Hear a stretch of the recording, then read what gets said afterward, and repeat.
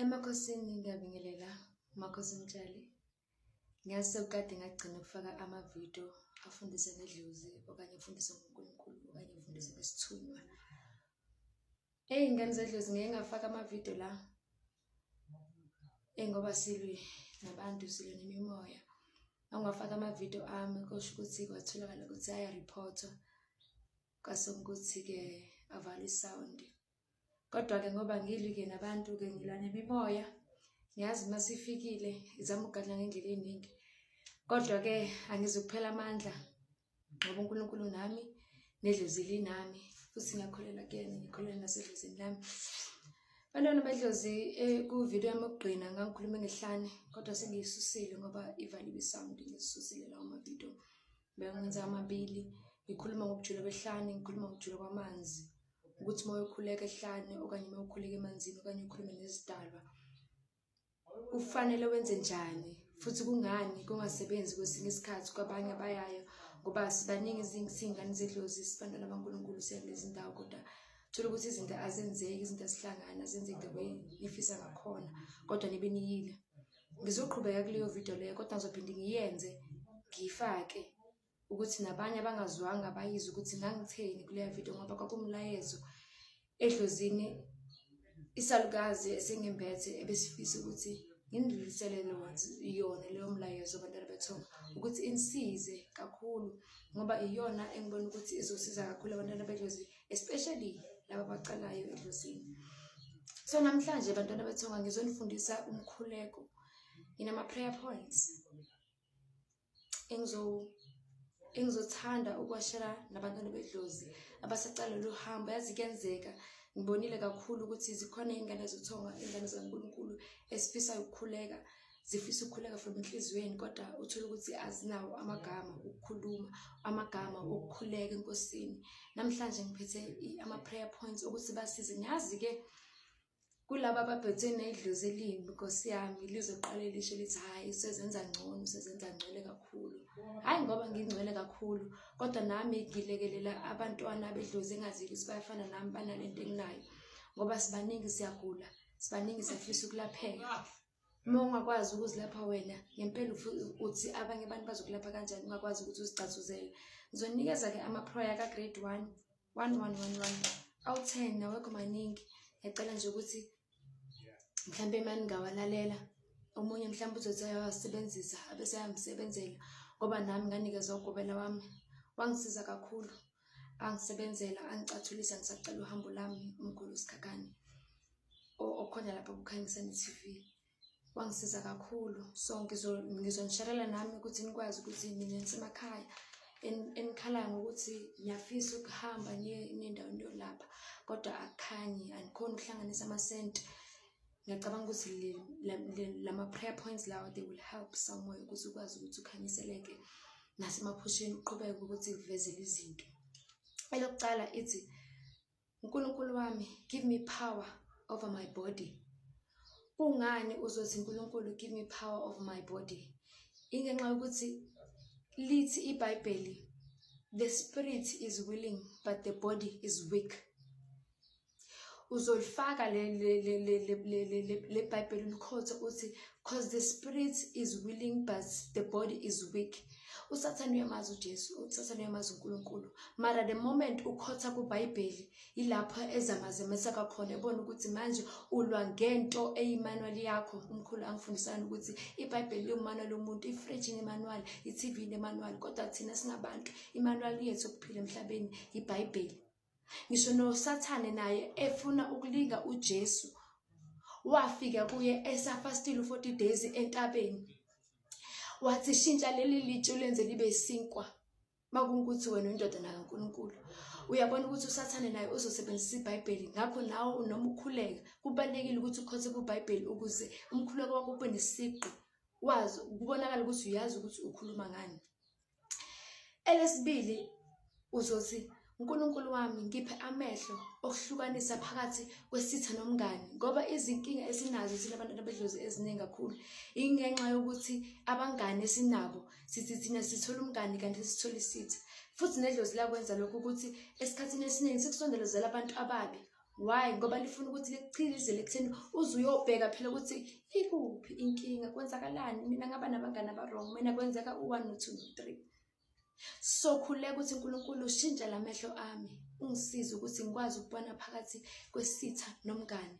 Lama prayer points lawo wenza usentabeni noma usemanzini ukhuleka. Ngithe ngizoyenza ivideo lapho engangikhulume khona ngehlane nentaba, umoya ukhuleka khona ukuthi kubaluleke ngani ukuthi uphumele ngaphandle, ungahlali ukhuleka njalo endlini.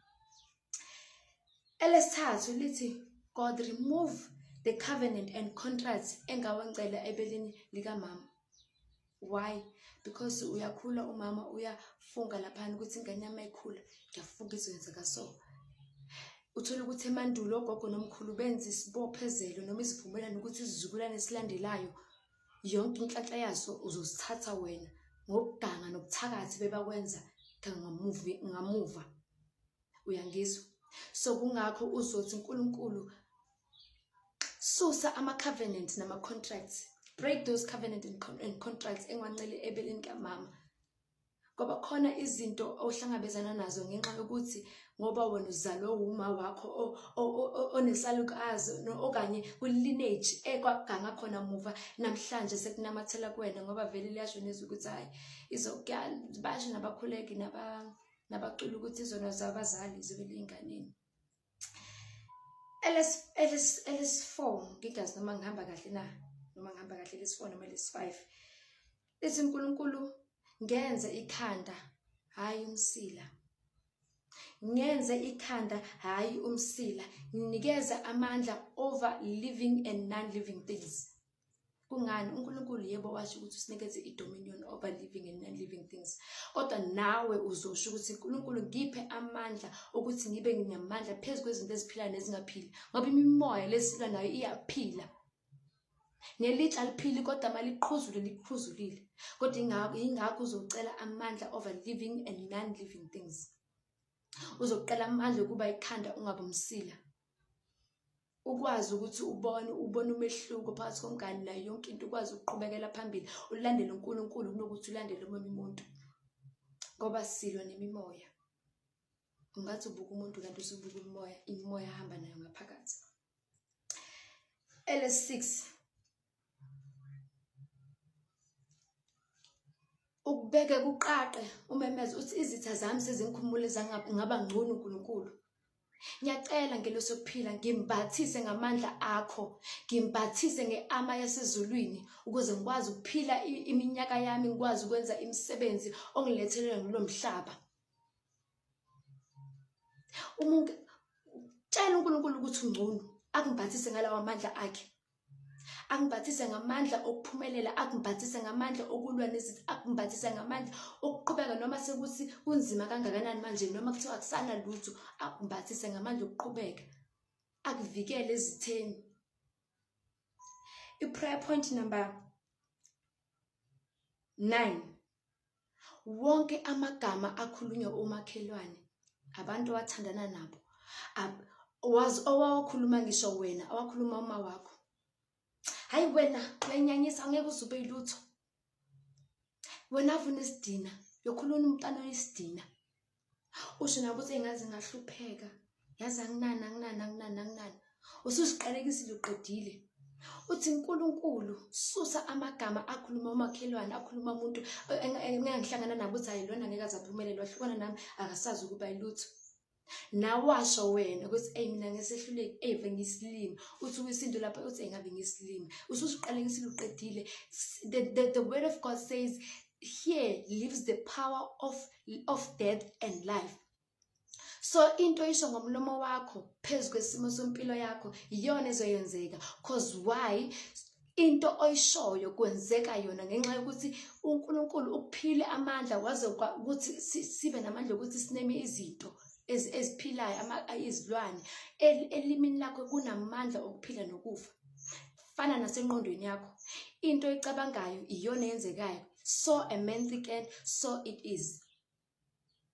So ingakho kumele ukhulekele ukuthi yonke into oyishilo, yonke abantu into abayishilo nabantu ohlangane nabo makusuke konke uthola isicelo esisha. uNkulunkulu okanye ngilosokuphila ngicela ungiphe injini yokuthandaza. Ayi man, angazi noma ngizwe kahle. Uyazi khona injini yokukhuleka oyikhulekelayo ukuthi ngicela ungiphe amandla okuthandaza. Ukuthandaza akukho lula. Akukho lula. Uyabona mase kuthiwa uthandaza ngempela, uyezwa ngaphakathi egazini, uyezwa emphefumulweni ukuthi manje sengiyathandaza. Uma usemoyeni uyezwa ukuthi ngiyathandaza, ngisemoyeni manje. Akudingi ukuthi uze ube nesiphiwo, akudingi ukuthi uze wena kuthiwa wangena emanzini, akudingi ukuthi wena suwaqala igobongo okanye kanjani. Makuthiwa uyakhuleka, uyezwa ngaphakathi uma usemoyeni. Khulekela leyo njini yokukhuleka. Khulekela leyo njini yokukhuleka ukuthi ngicela ungiphe amandla okukhuleka, ngicela ungiphe injini yokukhuleka.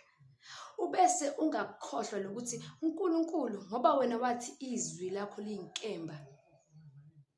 Baba, lapho kuhlangana khona izitha zami, makuvuleke umgodi zingene. Baba, wena wathi izwi lakho liyinkemba. Lapho kuhlangana khona izitha zami, makuvuleke umgodi zingene. Ungathi zihlakazi, sazohlangana. Vula umgodi zingene. Kuba ukuphela kwazo. Elinye i-prayer point ithi why ngisho wonke lama prayer point. uNkulunkulu wathi ask and you shall be given. Ubese wathi ezwini uNkulunkulu ngokukhola kwakho ngenhliziyo konke okucelile sekwenzakalile. Ingakho ngifuna ukuthi mazoprayer lama prayer point ufake inhliziyo. uNkulunkulu akezwe lento oyisho la. Usho lento le ngaphakathi enhlizweni. Ingakho ngicale ngathi ngizosiza laba abafuna ukukhuleka ngenhliziyo, abafisayo ukukhuluma, ukuxhumana nomoya oyingcwele, ukuxhumana noNkulunkulu, umdali wezulu nomhlaba, umdali wokhokho nokhokho bethu. Bona laba esibenzela izinto kodwa yonke into icala kuyena. Konke okucelayo ngenhliziyo yakho kholwa ukuthi sekwenzakalile. Ngakho ngokukhola kwakho kuyena konke sekwenzakalile. Ungathi mawuceda kuthandaza uthi engisazolinda uNkulunkulu aphendule.